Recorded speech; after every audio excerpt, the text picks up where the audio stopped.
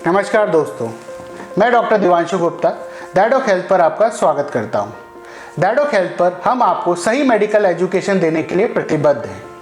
हमने शुरू की है मेडिसिन की श्रृंखला, जिसमें हम रोज़मर्रा में इस्तेमाल होने वाली एलोपैथिक दवाइयों के बारे में विस्तार से बताएंगे। इसी श्रृंखला को आगे बढ़ाते हुए आज बात करेंगे रेनिटिडीन टैबलेट के बारे में। दोस्तों, ranitidine histamine H2 receptor blocker होता है।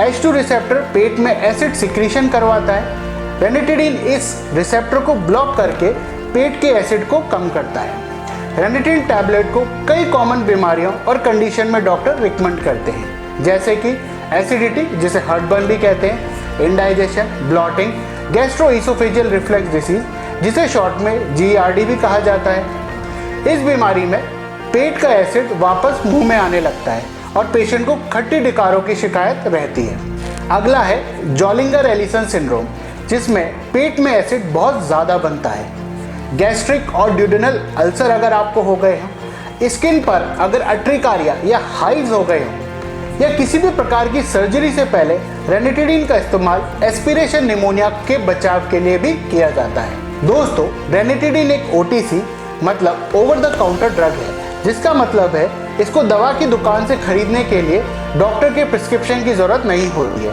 अगर आपके डॉक्टर ये दवा आपको प्रिस्क्राइब करते हैं तो आपको उन्हें अपनी मेडिकल हिस्ट्री विस्तार से बतानी चाहिए, जैसे कि आपको किसी दवा से या किसी खाने की चीज़ से एलर्जी तो नहीं है, क्या आप पहले से एंटासिड या एसिडिटी के लिए कोई और दवाई तो नहीं ले रहे, क्या आप कोई और प्रिस्क्रिप्शन, नॉन प्रिस्क्रिप्शन या कोई हर्बल दवाई तो नहीं ले रहे, क्या आपको पोर्फायरिया नाम की बीमारी तो नहीं है।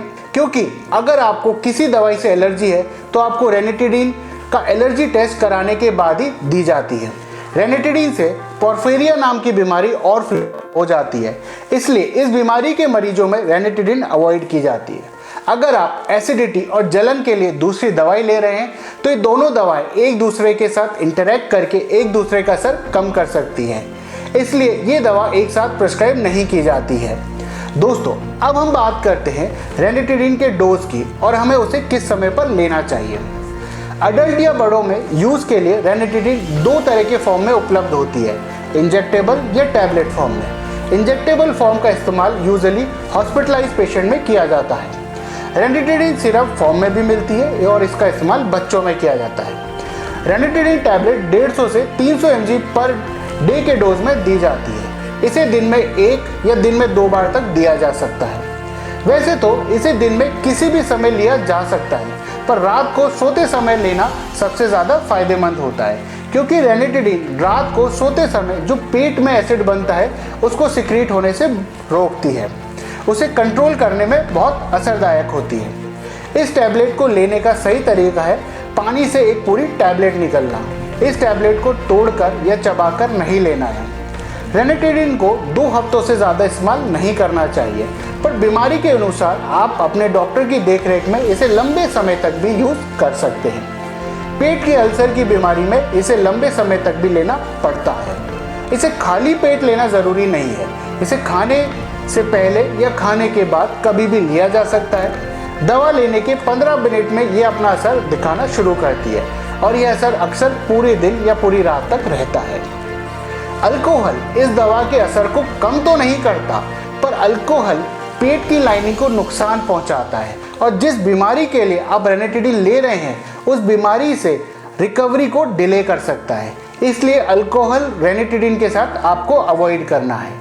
एंटासिड या एसिडिटी के लिए कोई और दवाई लेते हैं तो रेनिटिडीन उस दवा के बीच में 2 घंटे का गैप आपको रखना है। रेनिटिडीन के साइड इफेक्ट हालांकि बहुत कम देखे गए हैं, परंतु कुछ लोगों में सर दर्द या डायरिया जैसे साइड इफेक्ट हो सकते हैं।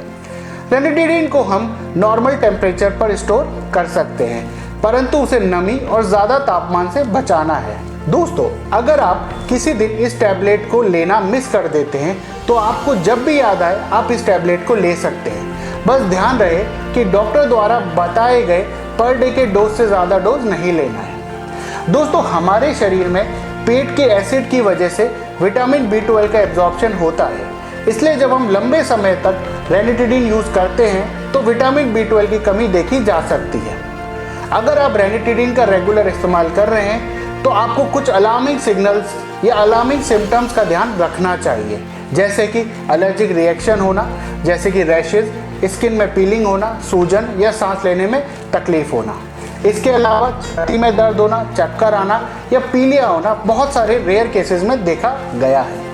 इनमें से अगर आपको कोई भी लक्षण हो तो आपको तुरंत डॉक्टर से या नियरेस्ट हॉस्पिटल से संपर्क करना चाहिए।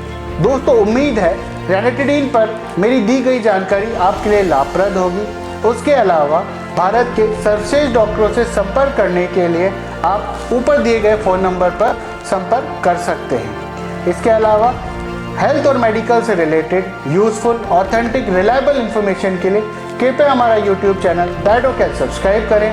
स्वस्थ रहें, सुरक्षित रहें। धन्यवाद।